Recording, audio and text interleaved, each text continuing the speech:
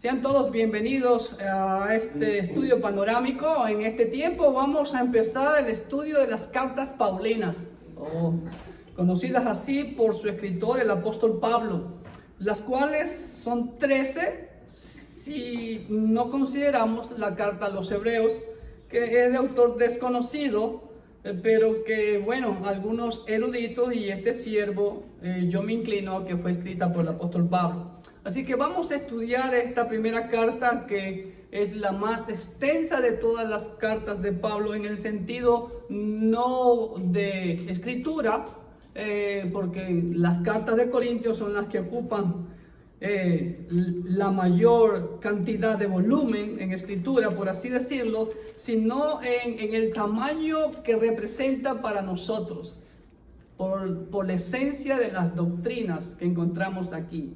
Romanos es conocido por algunos como la carta magna. Y vamos a ver panorámicamente. Tenemos 14 puntos para este estudio, y el primer punto, como siempre, vamos a ver quién es el autor. Indiscutiblemente, aquí no hay duda, no hay oposición en el autor a la carta a los romanos, porque claramente el apóstol Pablo lo dice en su primer versículo, ¿no? El autor del libro de Romanos indiscutiblemente fue el apóstol Pablo, ¿ok? La misma que fue escrita, esta carta del apóstol Pablo a los hermanos de Roma, fue escrita en la ciudad de Corinto durante su tercer viaje misionero del apóstol Pablo a la ciudad de Corinto. Y el libro de Romanos consta de 16 capítulos y 433 versículos. Así que Pablo dice en su primer versículo, dice: Pablo, siervo de Jesucristo, llamado a ser apóstol, apartado para el evangelio de Dios, ¿no? Y etcétera, etcétera, etcétera. Habla en su introducción a los hermanos de Roma. En Hechos 20, del 1 al 2, vemos la estadía del apóstol Pablo en la zona de Grecia, la provincia de Acaya también, que es conocida hoy en día como Grecia. Y estuvo el apóstol Pablo en Corinto. Recuerden que ahí estuvo por espacio de año y medio, y cerca a Corintio quedaba la ciudad de Cencrea, que era el puerto de Corinto en ese tiempo, porque el acceso a Corinto era demasiado complicado. En Hechos 20, del 1 al 2 dice así: después que cesó el alboroto, llamó Pablo a los discípulos, y habiéndolos exhortado y abrazado, se despidió y salió para ir a Macedonia. Y después de recorrer aquellas regiones y de exhortarles con abundancia de palabra, llegó a Grecia, ¿ok? Y ahí es donde escribe la carta a los hermanos de Roma, diciéndoles que quería llegar a ellos. En 2 de Corintios 13:1 también vemos lo que el apóstol Pablo dice. 2 de Corintios 13:1: esta es la tercera vez que voy a ustedes, a los corintios, en su tercer viaje misionero. Por boca de 2 o 3 testigos se decidirá todo asunto. Entonces, esta es la tercera visita del apóstol Pablo a esta ciudad. ¿Ok? Ahora, ¿quién fue el apóstol Pablo? Ya que vamos a hablar de todas las cartas de Pablo, vamos a conocer un poco más del apóstol Pablo. De acuerdo a lo que vemos en la evidencia interna de la misma Biblia, Pablo nació en la ciudad de Tarso. Tarso queda aquí, ¿ok? Todo esto de aquí es la actual Turquía. En ese tiempo era la provincia de Cilicia, como ustedes ven aquí en este mapa, y Tarso era la capital romana de Siria y Cilicia. Por eso es que Pablo tenía la nacionalidad romana, nació en Tarso, un privilegio grande que tenía el apóstol Pablo. Como ciudadano romano gozaba de muchos privilegios, y Dios usó todo eso para que Pablo fuera viajando, por así decirlo, por el imperio romano, llevando el evangelio, y a pesar de las persecuciones originadas primeramente por los judíos, ¿sí? Muchas veces fue librado por su ciudadanía romana. Tarso era una ciudad libre de impuestos, y había muchas escuelas y universidades muy buenas. Y se cree que Pablo estudió su primera educación en Tarso, y luego estudió en Jerusalén a los pies de Gamaliel. Entonces vemos que Pablo era un erudito. Pablo era un hombre académico de excelencia y Dios usó al apóstol Pablo para ser el apóstol a los gentiles, como él dice. Entonces, algún día estaremos por ahí recorriendo los lugares que el apóstol recorrió. ¿Ok? Número 2. Romanos está correctamente ubicada como la primera de las cartas de Pablo porque es la exposición más completa del nuevo pacto, de las verdades y doctrinas centrales de la fe cristiana. Le debemos al apóstol Pablo muchas de las doctrinas que hoy conocemos. Por eso se la ha ubicado en la primera lista, o en la lista, en el primer lugar de las cartas del apóstol Pablo. Más que nada por la importancia de las doctrinas centrales de nuestra fe cristiana. ¿Ok? Número 3. ¿Cómo surgió esta carta? La carta surgió del deseo que tuvo Pablo de visitar a los hermanos cristianos de Roma y su deseo de comunicarles las grandes doctrinas de la gracia que le habían sido reveladas. ¿Ok? Entonces, recuerde que Pablo está en Corinto y de ahí les escribe a los hermanos de Roma. ¿Qué implica eso? El punto número 4. Es evidente, entonces, que Pablo no había visitado Roma, ni tampoco fue el fundador de aquella iglesia en Roma. ¿Ok? No fue el fundador. Pablo quería visitar ya a los hermanos, ya la iglesia estaba establecida. ¿Quién la estableció? Posiblemente alguno de los hermanos que recibió a Cristo durante su peregrinación a Jerusalén en el día de Pentecostés, como dice claramente el libro de Hechos, capítulo 2, versículo 10, que en ese día, del día de Pentecostés, recuerde que habían 2 épocas del año en que subían a adorar a Jerusalén. Era tiempo de peregrinación. Durante la Pascua, donde se celebraban las 3 fiestas, 3 veces al año, la Pascua y las 3 fiestas, que es la Pascua, los panes sin levadura, la fiesta de las primicias, de la cebada, y después, 50 días después, la fiesta de las primicias, llamada Shavuot o Pentecostés, ¿sí? También subían a peregrinar, y la última era las últimas fiestas que estamos celebrando en estos momentos, que es la fiesta que empezó el 1 de Etanín con la fiesta de las trompetas, el día 10 con la fiesta del día de expiación, y el 15 la fiesta de los tabernáculos, que dura 15 días. Entonces, ese día en Pentecostés dice la Biblia claramente que habían ahí gente de todas partes bajo el cielo. Miren lo que dice, ¿ok? Y dice que partos, medos, elamitas y los que habitamos en Mesopotamia, en Judea, en Capadocia, en el Ponto y en Asia.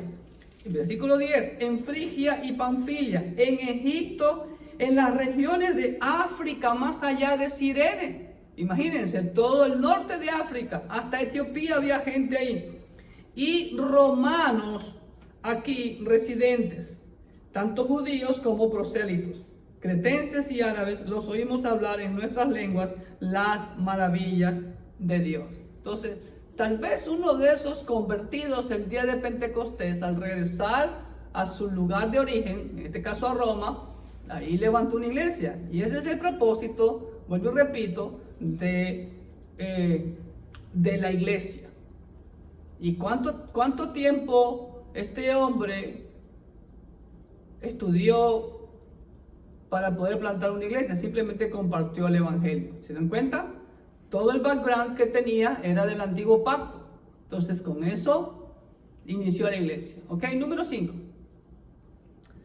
Pese al hecho de que la portadora, ¿saben quién fue la que llevó la carta de Cencrea a Roma? Fue la hermana Febe, que fue una diaconisa o servidora, es la mejor traducción, en la iglesia de Cencrea. Cencrea estaba aquí, Corinto y Cencrea. Poca distancia, creo que hay como unos 21 kilómetros aproximadamente de Corinto a Cencrea, porque Cencrea, como les dije hace un momento, era el puerto principal, ¿ok? Antes era inaccesible por el estrecho de Corinto, pero ahora ya lo es. Entonces ella lleva la carta del apóstol Pablo a los hermanos de Roma. Lo vamos a ver en Romanos 16 del 1 al 2, que dice así. Os recomiendo además nuestra hermana Febe, la cual es diaconisa de la iglesia en Cencrea, que la recibáis en el Señor como es digno de los santos, y que la ayudéis en cualquier cosa en que necesite de ustedes, porque ella ha ayudado a muchos y a mí mismo. ¿Ok? Entonces ahí podemos ver que fue la hermana la que se encargó, ¿no? Fue la UPS, ella, ¿ok? O la FedEx o ¿cuál es la otra? DHL, no sabemos para qué compañía trabajaba, pero aquí está, todavía existe Cencrea, como ustedes pueden ver, cerca de Corinto. ¿Ok? Número 6. La fecha de la carta está estipulada entre los años 56 al 58 después de Cristo. ¿Ok? Entre esos años. En este aspecto, si ustedes se dan cuenta, en cuestión de la fecha, en cuestión del autor, no hay mucho problema, no hay mucha oposición. ¿Ok? Hay más acercamiento a la fecha por los datos que tenemos de la evidencia interna de la misma carta. Número 7. ¿Cuál es el tema del libro de Romanos? Hay algunos que le llaman el Evangelio de Dios, pero creo yo que el mejor tema que presenta Romanos es la justicia de Dios. Palabra justicia que aparece 36 veces en toda esta carta. Como también aparecen las palabras o las acciones del verbo justificar, aparecen 18 veces. Y la palabra injusticia aparece 6 veces. Donde, por eso, el versículo clave o los versículos claves, Romanos 1, 16 al 17, que debemos de sabérnoslo de memoria, todos, que dice, pues no me avergüenzo del Evangelio porque es poder de Dios para todo aquel que cree, primeramente al judío y también al gentil, al griego, porque en el Evangelio la justicia de Dios se revela por la fe y para fe, como está escrito, mas el justo por la fe vivirá. ¿Ok? Entonces ustedes ven ya en el primer capítulo que Pablo presenta el tema de su carta. Número 8. La palabra evangelio solamente aparece 13 veces en esta carta. Entonces es muy notorio ver que Pablo habla de la justicia de Dios. Número 8. ¿Cuál es el objetivo de Pablo al enviar esta carta a los hermanos de Roma? Es primeramente darle instrucción sistemática, porque eso es lo que es la carta a los romanos. Es una instrucción, es una teología sistemática, por así decirlo, y también es una instrucción plena a los cristianos romanos y a los hermanos de todas partes del mundo. ¿Ok? Además también el objetivo de Pablo era combatir la tendencia legalista judaizantes de la iglesia. Hasta allá habían llegado los judaizantes. Recuerden que la iglesia en sus primeros años, era conformada solamente con judíos hasta que vino el Pentecostés a los judíos, como vimos en el libro de Hechos, capítulo 10. ¿Ok? Y lamentablemente los judaizantes querían hacer que los hermanos cristianos cumplan las leyes rituales de Moisés, como la circuncisión, etcétera, etcétera. ¿Ok? También el objetivo de Pablo al enviar esta carta a los hermanos romanos era edificar a los creyentes y conseguir una recepción favorable para cuando Pablo llegara a Roma. Y eso lo vemos en el capítulo 28 del libro de Hechos, que los hermanos salieron al foro de Apio, caminaron ni sé cuántos kilómetros, muchos kilómetros, ya sabían que venía el apóstol Pablo. Si ven cómo las noticias vuelan, y los hermanos fueron a recibir al apóstol Pablo al foro de Apio. ¿Ok? Número 9. Romanos expresa el más amplio conjunto de verdades sobre la redención. ¿Ok? Y esa redención le concierne a todo el mundo. Porque Dios es Dios de los judíos y de los gentiles. Y también porque le concierne a todo el mundo. Porque toda la humanidad está bajo el ¿qué? El juicio de Dios. Como dice Pablo en Romanos 2:11, dice así: porque no hay acepción de personas para con Dios. En Romanos 3:19 dice de la siguiente manera: pero sabemos que todo lo que la ley dice, lo dice a los que están bajo la ley, para que toda boca se cierre y todo el mundo quede bajo el juicio de Dios. El 3:23 dice así: por cuanto todos pecaron y están destituidos de la gloria de Dios. Y el 29, Pablo hace una pregunta retórica que dice: ¿es Dios solamente Dios de los judíos? ¿No es también Dios de los gentiles? Ciertamente también de los gentiles. Pablo está afirmando que Dios es Dios de los judíos y el Dios de los gentiles. ¿Okay? Número 10. Romano declara la divina provisión de la gracia. ¿Ok? De la gracia de Dios, por la cual puede declarar justos a los pecadores mediante ¿qué? Mediante única y exclusivamente la fe en la obra propiciatoria de su Hijo Jesucristo. ¿Ok? Romanos 5:1 que dice: justificados pues por la fe tenemos paz para con Dios por medio de nuestro Señor Jesucristo únicamente. Número 11. Además, Romanos nos presenta la naturaleza de la nueva vida en Cristo. Ahí vemos claramente, hermanos queridos, qué significa ese acto de fe que hemos hecho, ese acto de fe que transforma a las personas. Es una nueva vida en Cristo Jesús, que todas las personas justificadas pueden disfrutar a través del Espíritu Santo. Que en Romanos, después del libro de Hechos de los Apóstoles, la mención al Espíritu Santo aparece muchísimo. En primer lugar el libro de Hechos y en segundo lugar el libro de Romanos. En el libro de Romanos aparece 19 veces la mención al Espíritu Santo, no la palabra Espíritu, porque hay otras palabras que hablan del Espíritu, pero del Espíritu inmundo o del Espíritu de la persona.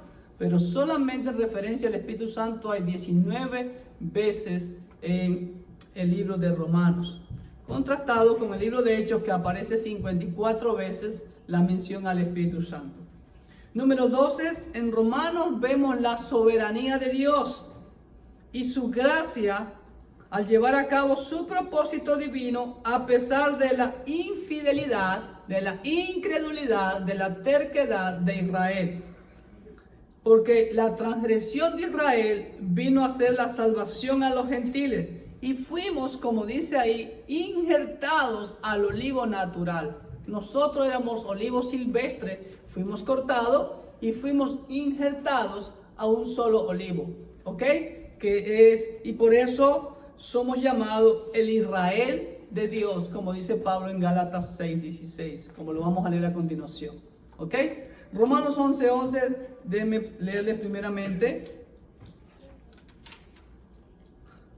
Desde el 9 al 11, capítulo 9 al capítulo 11 de Romanos, podemos ver el anhelo de Pablo por su nación Israel, para que se conviertan, para que acepten al Señor Jesucristo. Pablo llega a mencionar que estaría dispuesto a ser anatema, dice él, con tal de que su nación se salve. Increíble, ¿no?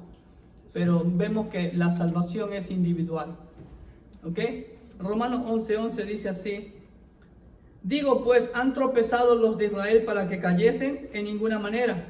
Pero por su transgresión de los israelitas vino la salvación a los gentiles, para provocarles a celos. Versículo 17 de Romanos 11 dice: pues si alguna de las ramas fueron desgajadas, y tú siendo olivo silvestre, nos dice a nosotros Pablo, has sido injertado en lugar de ellas, y has sido hecho participante de la raíz y de la rica savia del olivo. Un solo olivo.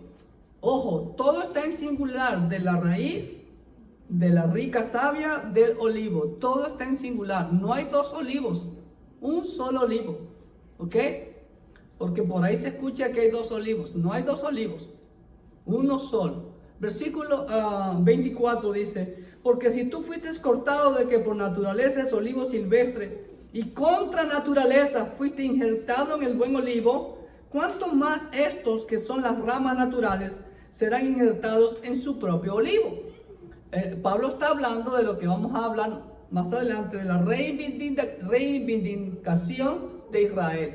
¿Ok? Y versículo 25 también dice así: porque no quiero, hermanos, que ignoréis este misterio, para que no seáis arrogantes en cuanto a vosotros mismos, que ha acontecido a Israel endurecimiento en parte, hasta que haya entrado la plenitud de los gentiles. Y en Gálatas 6:16 el apóstol Pablo dice así: y a todos los que anden conforme a esta regla, paz y misericordia sea a ellos y al Israel de Dios. ¿Sí ven? Pablo le habla a los Gálatas, a los gentiles. Somos el Israel de Dios. Número 3. La carta del apóstol Pablo a los romanos culmina como vemos desde Éxodo, el propósito de la salvación. ¿Cuál es el propósito de nuestra salvación? Servicio, servicio, servicio. Una vida consagrada al servicio de Dios. Así termina el apóstol Pablo esta carta. La carta culmina imponiendo a los cristianos como recibidores de la misericordia de Dios, y como resultado, la obligación de vivir en servicio consagrado a Dios. Romanos 12:1, un versículo muy conocido, y le añadiría el segundo versículo de Romanos 12. La exhortación de Pablo es muy resonante en estos días. Dice así: así que, hermanos, os ruego por las misericordias de Dios que presentéis vuestros cuerpos en sacrificio vivo, santo, agradable a Dios, que es vuestro culto racional. Entonces, ¿cómo realmente damos ofrenda al Señor? Cuando servimos, servimos y servimos, lo quiere decir Pablo. Que no nos conformemos a este siglo, a este mundo, sino que seamos transformados por medio de la renovación de vuestro entendimiento, para que podáis comprobar cuál sea la buena voluntad de Dios, agradable y perfecta. Y ese es el propósito de nuestra salvación. Cada vez más renovados a la imagen, a la estatura, a la plenitud de Cristo Jesús, como Pablo dice en otras cartas. Muy bien, y por último, hermanos queridos, quiero honrar la memoria de este gran siervo de Dios. Ese fue mi profesor de griego, el doctor George Parker, o como él le gustaba que lo llamaran, Jorge Parker. Y él escribió este libro, Estudios sobre Romanos, de Jorge Parker. Un libro sencillo, publicado por la editorial del Seminario Bíblico Río Grande. Y tuve el honor de ser uno de los últimos estudiantes del doctor Parker. Él ya estaba bien anciano, como ustedes lo ven en esa foto. Era el tote, el hermano, y era una eminencia en griego. Aprendí mucho de él, y pues él ya está en la presencia del Señor. Y voy a presentar el bosquejo del libro de Romanos que él presenta en su libro Estudios sobre Romanos. ¿Ok? Dice así, la primera parte, la introducción a la epístola, que abarcan el capítulo 1 del 1 al 17. Esa es la introducción. La segunda parte es la condenación, que significa la falta de justicia de Dios en el hombre, que abarcan del capítulo 1, versículo 18 al capítulo 3, versículo 20. Tercera parte del libro de Romanos, la justificación, que es la provisión de la justicia de Dios para todos los hombres. Capítulo 3, versículo 21 a capítulo 5, versículo 21. Justificación, el gran tema del libro de Romanos. La cuarta, la santificación. Una vez que somos justificados, empieza el proceso de santificación que no termina hasta nuestra muerte. ¿Ok? ¿Qué significa la santificación? ¿Cómo se realiza la justicia de Dios en la vida práctica del cristiano?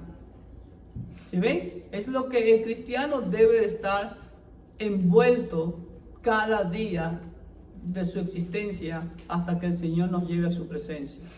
Número 5, la vindicación de la esperanza de Israel. El plan de Dios para Israel abarca 3 capítulos, 9, 10 y 11. Ahí vemos que Israel será nuevamente levantado, como ya lo estamos viendo. Ya estamos viendo el cumplimiento de esas profecías. ¿Ok? El Israel que ha sufrido por siglos por esa infidelidad al Señor, por ese endurecimiento, como dice el apóstol Pablo en parte, que aún siguen endurecidos. Por eso nuestra oración es para que Israel realmente reconozca a Jesús como el Mesías. Y de hecho, ¿cómo Dios va a vindicar a Israel? Cuando venga la gran tribulación, ellos serán los portavoces al mundo para llevar el evangelio, ahí sí, hasta lo último de la tierra, como vemos en en Apocalipsis capítulo 7, los 144,000, que son 12,000 de cada tribu de Israel. ¿Se dan cuenta? Dios los va a vindicar. ¿Ok? Pero va a ser en una época dura, la gran tribulación. ¿Ok? Número 6, y de hecho la gran tribulación es el último trato de Dios también para con su pueblo Israel. Número 6, vemos las exhortaciones prácticas, amados hermanos, las normas de la justicia de Dios, en donde también Dios nos dice que tenemos que respetar y orar y obedecer por las autoridades, porque las autoridades han sido puestas por Dios. Por eso tenemos que orar por nuestros presidentes. No podemos nosotros criticar ni alguno del otro, orar por ellos. Claro, vemos que hay pésimos presidentes, pero tenemos que orar para que ellos se conviertan al Señor. ¿Ok? Orar por nuestras autoridades. Número 7, la conclusión personal del apóstol Pablo. Y en esa conclusión, hermano, el capítulo 16, sobre todo, vemos hartísimos saludos, hermanos. ¿Ok? Es la carta de los saludos también, porque dice el apóstol Pablo desde el versículo 3 del capítulo 16, saludad a Prisca y Aquila, saludad a la iglesia en su casa, saludad a Epeneto, amado mío, que fue el primer fruto de Acaya para Cristo. Saludad a María, 4, saludad a Andrónico, 5, saludad a Amplia, 6, saludad a Urbano, 7, saludad a Apeles, 8, saludad a los de la casa de Aristóbulo, 9, saludad a Herodión, 10, saludad a Trifena y a Trifosa. Miren esos nombres, hermanos, si alguno va a tener algún día niña, ahí están esos nombres bíblicos, ¿ok? Trifena y Trifosa, ¿ok? ¿Ok? Saludad a la amada Pérsida, ya perdí la cuenta, ¿cuánto iban? ¿Ok? Saludad a Rufo, saludad a Síncrito, ¿ok? Ahí tienen nombres bíblicos, hermanos, para sus futuros hijos, ¿ok? Saludad a Filólogo, ¿ok? Saludad los unos a los otros con ósculo santo. Os saludan todas las iglesias de Cristo. ¿Sí ve? Así que pues, y además también dice en el 21, os saludan Timoteo, mi colaborador, Lucio, Jasón, Sosípater, mis parientes. Y esta carta parece ser que fue escrita por Tercio. Miren lo que dice el versículo 22 de Romanos 16. Yo, Tercio, que escribí la epístola, os saludo en el Señor. Sabemos que el apóstol Pablo tenía un problema de visión. Y entonces aquí Tercio, el hermano Tercio, fue su secretario, escribió. ¿Ok? Os saluda Gallo, hospedador mío y de toda la iglesia. Gallo era de Corinto, acuérdense, ¿no? Os saluda Erasto, tesorero de la ciudad, y el hermano Cuarto. ¿Ok?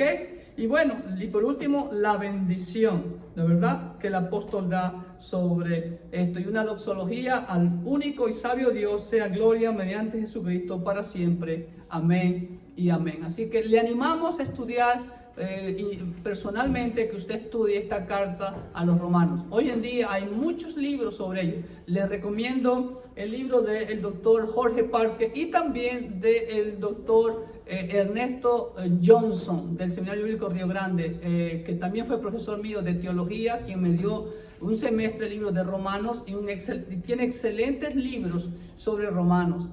Se los recomiendo. Así que Dios les bendiga ricamente y nos vemos en nuestro siguiente estudio.